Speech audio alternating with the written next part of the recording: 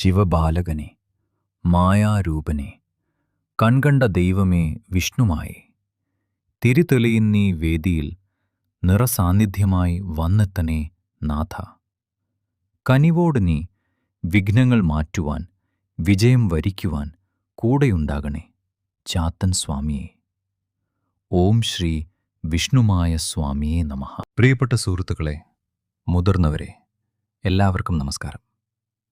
നമ്മുടെ എല്ലാം വീടുകളിൽ ഐശ്വര്യവും സമാധാനവും നിറഞ്ഞു നിൽക്കാൻ നമ്മൾ ആഗ്രഹിക്കുന്നു. ഇതിനായി നമ്മൾ പലപ്പോഴും ഈശ്വരനെ ആശ്രയിക്കാറുണ്ട്.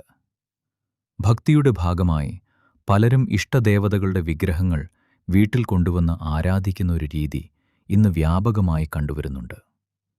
പ്രത്യേകിച്ച് ശ്രീ വിഷ്ണുമായ സ്വാമിയുടെ വിഗ്രഹങ്ങൾ വീട്ടിൽ വെച്ച് പൂജിക്കുന്നവർ ഇന്നേറെയാണ്. എന്നാൽ ഇത്തരത്തിൽ വിഗ്രഹങ്ങൾ വീട്ടിൽ വയ്ക്കുമ്പോൾ നമ്മൾ അറിഞ്ഞിരിക്കേണ്ട ചില നിർണായകമായ കാര്യങ്ങളെക്കുറിച്ചാണ് ഇന്ന് ഞാനിവിടെ സംസാരിക്കാൻ ആഗ്രഹിക്കുന്നത്. വെറുമൊരു അലങ്കാര വസ്തു പോലെ കൈകാര്യം ചെയ്യേണ്ട ഒന്നാണോ വിഗ്രഹം? അതോ അതിനു പിന്നിൽ വലിയൊരു ശാസ്ത്രവും ചിട്ടയുമുണ്ടോ? നമുക്ക് പരിശോധിക്കാം. വിഗ്രഹങ്ങൾ വീട്ടിൽ വയ്ക്കുന്നത് തെറ്റാണോ? ആദ്യമായി തന്നെ പറയട്ടെ, ഭഗവാന്റെ വിഗ്രഹം വീട്ടിൽ കൊണ്ടുവരുന്നതിലോ ആരാധിക്കുന്നതിലോ യാതൊരു തെറ്റുമില്ല. അത് വളരെ സാത്വികമായ നല്ലൊരു കാര്യമാണ്. ഒരു നല്ല ഉദ്ദേശത്തോടുകൂടി കുടുംബത്തിൻ്റെ നന്മ ആഗ്രഹിച്ച് വിഷ്ണുമായ സ്വാമിയുടെ വിഗ്രഹം വീട്ടിൽ കൊണ്ടുവരുന്നത് തീർച്ചയായും ഉത്തമമാണ്. പക്ഷേ ഇവിടെയാണ് നമ്മൾ ശ്രദ്ധിക്കേണ്ട പ്രധാനപ്പെട്ടൊരു കാര്യം കിടക്കുന്നത്. വിഗ്രഹം വീട്ടിലെത്തിക്കുക എന്നത് ഒരു തുടക്കം മാത്രമാണ്. യഥാർത്ഥ ഉത്തരവാദിത്തം തുടങ്ങുന്നത് അവിടെ നിന്നാണ്. നമ്മളൊരു വിഗ്രഹം വീട്ടിൽ സ്ഥാപിക്കുമ്പോൾ നമ്മൾ കേവലം ഒരു ശിലയെയല്ല വീട്ടിലേക്ക് ക്ഷണിക്കുന്നത്, മറിച്ച് ആ വിഗ്രഹത്തിൽ കുടികൊള്ളുന്ന ചൈതന്യത്തെയാണ്. ആ ചൈതന്യത്തിന് നിലനിൽക്കാൻ കൃത്യമായ പരിപാലനം ആവശ്യമാണ്. പൂജകൾ, നേദ്യങ്ങൾ, ശുദ്ധി എന്നിവ കൃത്യമായി പാലിക്കണം. പലപ്പോഴും സംഭവിക്കുന്നത് എന്തെന്നാൽ, വലിയ ആഗ്രഹങ്ങളോടെ നമ്മൾ വിഗ്രഹം കൊണ്ടുവരും. ആദ്യത്തെ കുറച്ചു ദിവസം വലിയ ചിട്ടയോടെ കാര്യങ്ങൾ നോക്കും. എന്നാൽ കാലക്രമേണ തിരക്കുകൾക്കിടയിൽ ഈ ചിട്ടകൾ ലംഘിക്കപ്പെടുന്നു. ആ ബിംബത്തിലുള്ള ചൈതന്യത്തിന് നിരക്കാത്ത രീതിയിലുള്ള പ്രവൃത്തികൾ വീട്ടിൽ നിന്നുണ്ടാകുന്നു. ഇത് ആ കുടുംബത്തിന് ഗുണത്തേക്കാളേറെ ദോഷം വരുത്തിവെക്കും. ആപത്തുകൾ ഉണ്ടാകുന്നത് എന്തുകൊണ്ട്? ഇവിടെ നമ്മൾ വളരെ ഗൗരവമായി മനസ്സിലാക്കേണ്ട ഒരു കാര്യമുണ്ട്. വിഗ്രഹം വീട്ടിൽ വെച്ചതുകൊണ്ട് മാത്രം ആപത്തുണ്ടാകുമോ? ഇല്ലില്ല. വിഷ്ണുമായ സ്വാമിയോ മറ്റു ദേവതകളോ നമ്മളെ നശിപ്പിക്കാൻ കാത്തിരിക്കുകയാണോ? ഒരിക്കലുമില്ല. ഇതൊരിക്കലും ദേവതകൾ നമ്മളെ നശിപ്പിക്കുന്നതല്ല.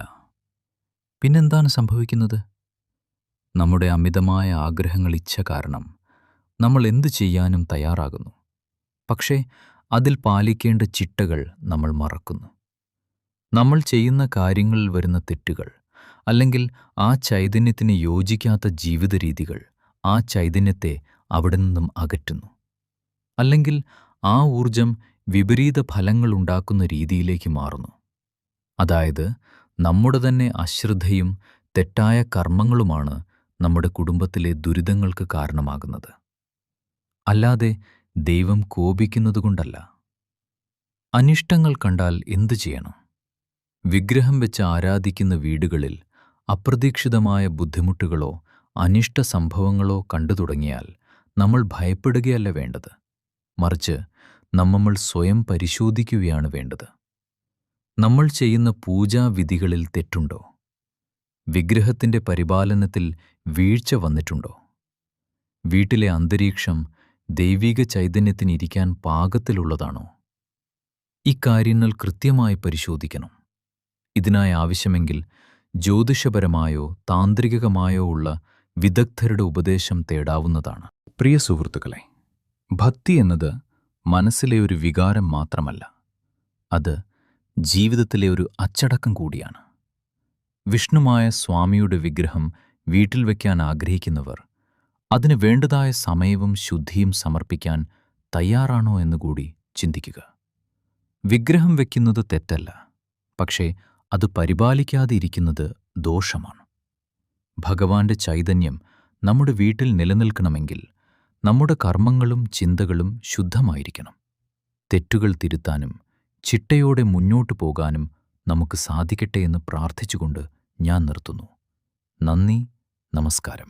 ശ്രീ വിഷ്ണുമായ കുട്ടിച്ചാത്തൻ സ്വാമിയുടെ അനുഗ്രഹം ഏവർക്കുമുണ്ടാകട്ടെ.